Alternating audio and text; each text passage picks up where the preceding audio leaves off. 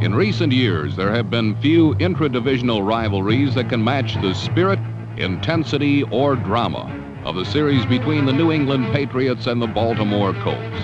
It is a very special game, no matter where the teams are in the standings.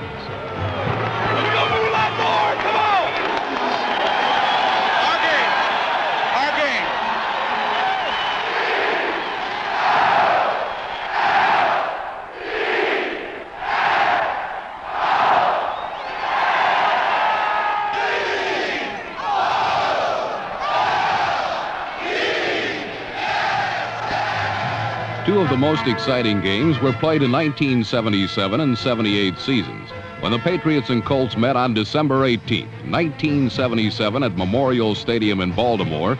The AFC Eastern Crown was on the line. And when number 26, Raymond Claiborne, ran the second half kickoff back for a touchdown, it looked like the championship would belong to New England.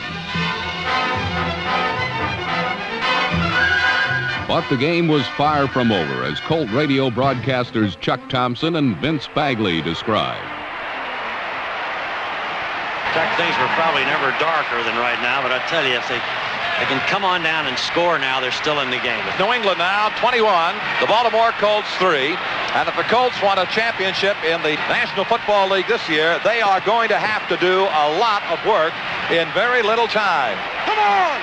This is the game. This is the moment. The time is now.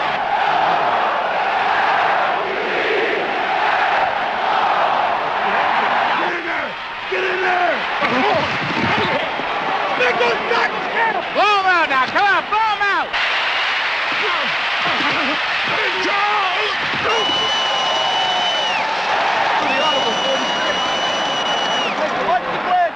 Third and 18 from the 22. Here comes a blitz. They picked it up. Now another blitz. Jones throws down the middle. Raymond Chester's got it. Chester to the 20. Chester to the 10, to the 5. Scores! Give them credit, brother. They're not out of this game. Now it's 24-17 on an 82-yard play. Double flankers wide to the right side. Jones yanks away, play action fake, wants to throw, has a block, now fires, end zone. Touchdown, Scott! Touchdown to Freddie Scott. Oh, my. Despite this flurry of touchdowns, the Colts still trailed by a point midway through the fourth quarter. Then a drive which started on their own 1-yard line appeared to be over when Baltimore fumbled near the Patriot goal line. But in one of the most controversial plays of that season, the officials ruled the ball dead before the fumble, giving the Colts new life.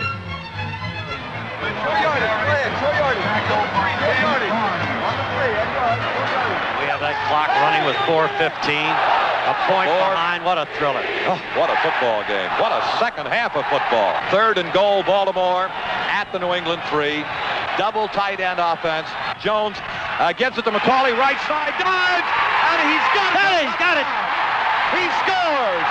McCauley has scored, and the Colts go ahead. The Colts hung on to win 30-24, thus achieving their third consecutive AFC Eastern title. But in 1978, the shoe was on the other foot. The Colts had a rough year and skidded to the cellar, while New England earned the division's top spot. But on a rainy night in Foxborough on September 8, 1978, this apparent mismatch became another great game, as the Colts rallied for 27 fourth-quarter points to upset the Patriots.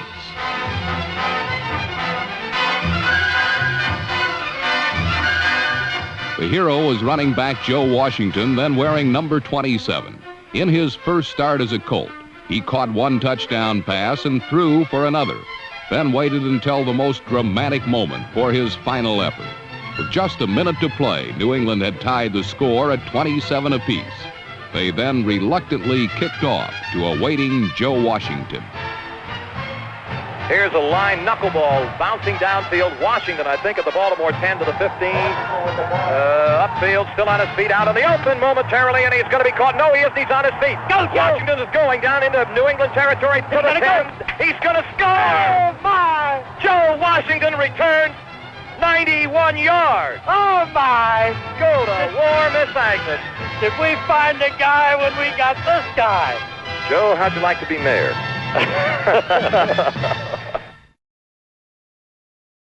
Whether that mayor's office is in Baltimore, Memphis, or Jacksonville, no one on the Colts can say. But the rumors of a possible evacuation from Crab Cake Corners hadn't been the only thing occupying Coach Ted Marchibroda's team. The arrival of the first-place Patriots, fresh off a convincing win over Miami, posed a definite threat to Baltimore's modest two-game winning streak. But with a relatively healthy Burt Jones returning at quarterback, the Colts felt they had a chance to pull off an upset. And as past history had shown, anything can happen when Baltimore and New England play each other. This 1979 version would more than live up to that tradition.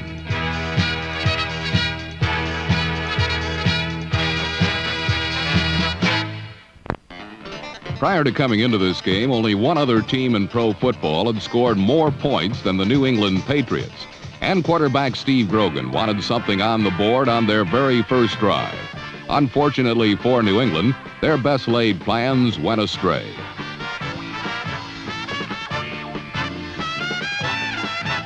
The turnover put the Colts in excellent field position, and they wasted no time in capitalizing.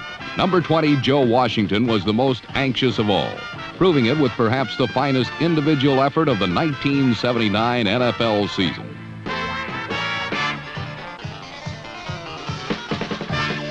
In 3 pro campaigns, Joe had never scored a touchdown on the ground. This one is worth repeating. By all rights, the hit by number 50 Sam Hunt should have stopped Washington. But somehow, Joe the Jet kept his balance and completed a run that can best be characterized as amazing.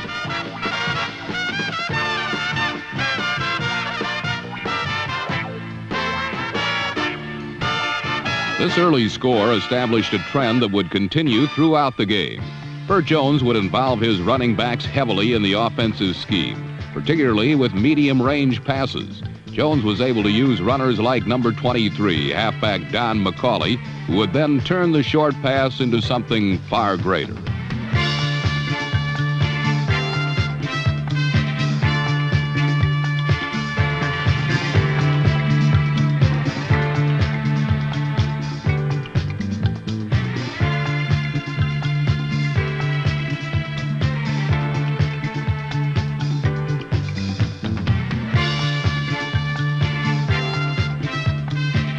Much to Baltimore's dismay, a penalty negated this particular play, but it proved the strategy was sound and the Colts would return to it later. Meanwhile, the Patriots were anxious to bounce back from their early woes, and did so when Grogan went airborne to wide receiver Stanley Morgan, number 86. The 56-yard play brought the score to 7-6, and it stayed that way when the point after was missed. Then Jones and the Colts were quick to respond. The recently recovered quarterback scrambled well enough and long enough to find number 35, Glenn Dowdy, open downfield.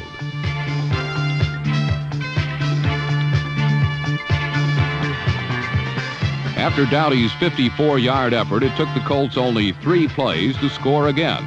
This time, fullback Don Hardiman, number 36, did the honors. The upstart Colts now enjoyed a surprising 14-6 advantage over the Patriots. Yet in the game that had several trends, another was becoming evident. When one team scored, the other would storm right back. Within 3 minutes after the first touchdown, Grogan went to Stanley Morgan again. And again, the results were the same. The first quarter ended with the Colts ahead 14-13, but that was a situation Grogan wished to remedy with all deliberate speed. He began the second period by going deep to Morgan again. Only an alert play from safety Nesby Glasgow, number 25, prevented the long completion.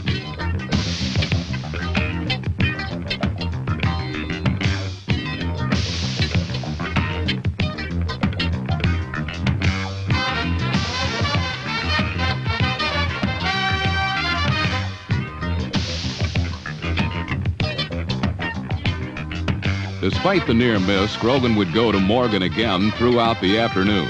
For now, though, the Patriots were unable to move. So Jones and company began a march of their own.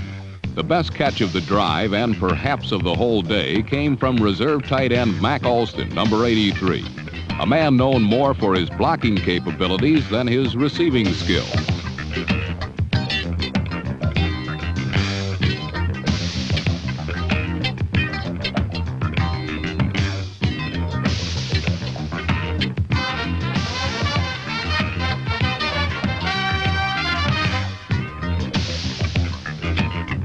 The drive ended with a Colt field goal, extending their lead to 17-13. The Patriots would do no more scoring in the first half, and the Colts were stopped from doing any further damage when Jones' late pass attempt was stolen by number 40, cornerback Mike Haynes.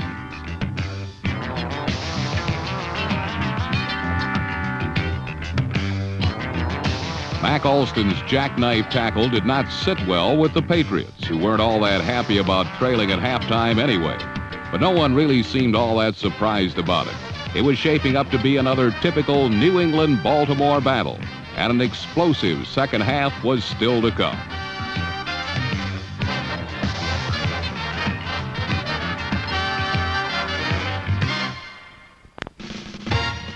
Indeed, there are quarterbacks in the NFL who can throw a ball farther than Burt Jones. There are many who stand behind center who may be wiser as well.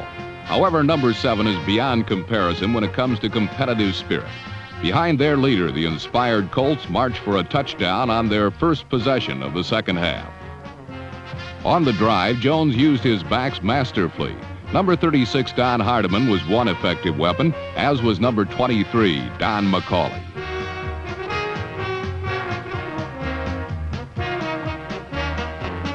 From the Patriots 7, Jones found another backfield mate, Joe Washington, for the score. Washington's second score of the day padded the Colts' tenuous 4-point lead. But against the second leading scorers in the AFC, the New England Patriots, no lead is ever secure, as Baltimore was soon to find out. Rookie Colt cornerback Larry Braziel, number 47, allowed New England to sustain a downfield campaign by plowing into Patriot punter Eddie Hare midway through the third quarter.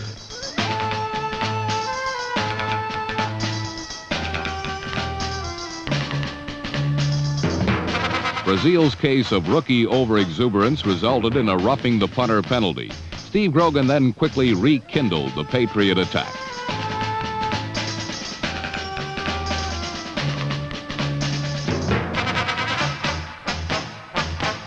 Clutch catches for big gains are nothing new to veteran Harold Jackson, the highest paid wide receiver in the NFL. The Patriots would be denied a touchdown as Mike Ozdowski, number 51, steamed in on Grogan. His sack forced New England to settle for 3, making the score 24-16, Baltimore. Still, the Colts seemed bent on making crucial second-half mistakes. Such was the case when John Smith kicked off for the Patriots.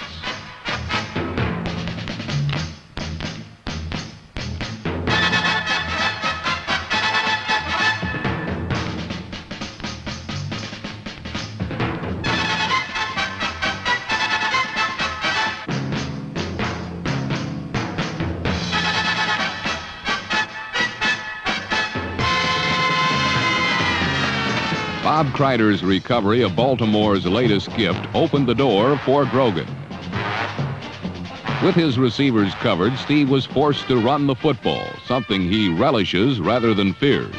Undoubtedly, Grogan's the finest running quarterback in the league today. He is cunning and wiry and possesses excellent peripheral vision, making him a natural open field runner. Perhaps someday they'll release a film concerning his running ability entitled Grogan's Run. But for now, Steve was thinking of 6 points instead of stardom.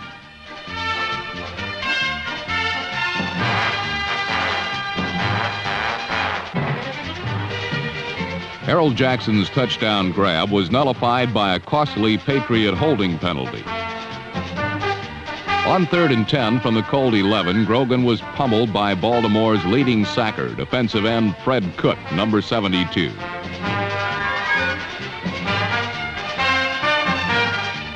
Cook's 3 sacks last week against Buffalo aided Baltimore in its second win of 1979. This one forced New England to settle for 3 once more, as things tightened up late in the third quarter.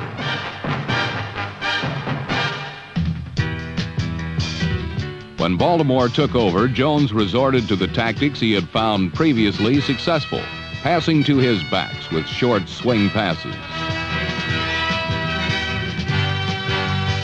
Quick releases to McCauley seemed the perfect attack against the New England defense that is the NFL's toughest to run through and pass over. When the Patriot linebackers began picking up Jones' backs in the flat, Burt rendered his Steve Grogan imitation and ran the ball himself.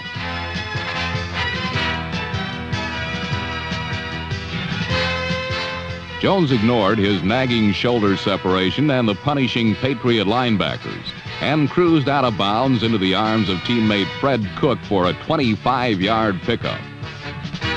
Jones knew a faster and safer way to 6 points.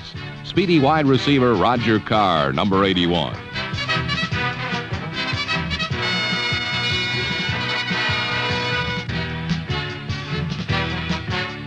Feeling that he was tripped and deserving of a pass interference call, Carr exhibited the type of fury that Jones is noted for. Nevertheless, his rage would be in vain as the Colt downfield drive was halted.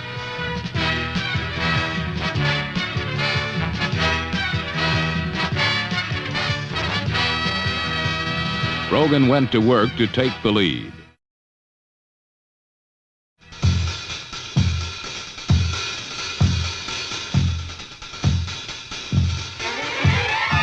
Harold Jackson would finish the day with nearly 100 yards on merely 4 catches. His latest grab set up a Grogan touchdown run.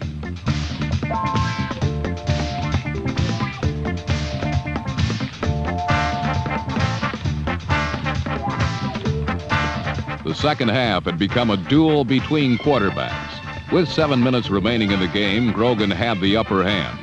Jones went about the business of changing all that by returning to Don McCauley.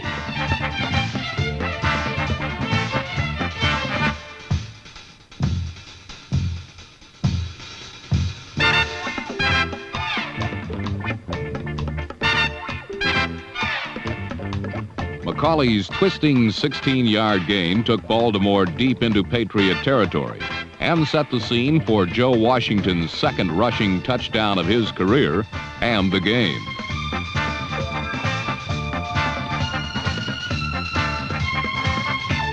As Little Joe had personally ruined New England last year on national television, so had he accounted for 3 touchdowns in this contest as well. One can't blame the little guy if his head would momentarily outgrow his helmet.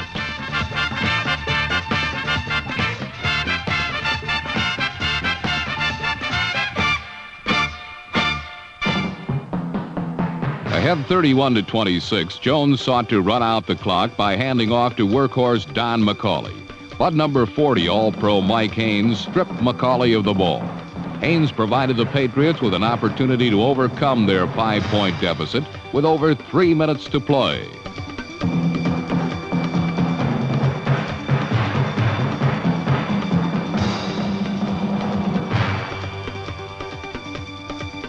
Grogan went to the receiver who had tormented Baltimore all day, Harold Jackson.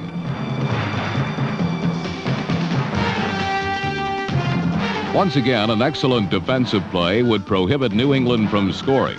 Underrated strong safety Bruce Laird, number 40, was the latest Baltimore hero.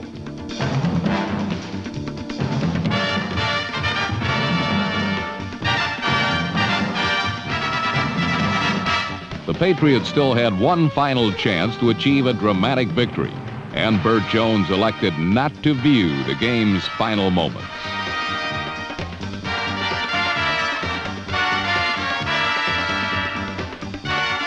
In a do-or-die situation, Grogan had his pass deflected by number 56, Ed Simonini, as number 51, Mike Ozdowski, drove him to the turf, causing his pass to fall harmlessly to the ground.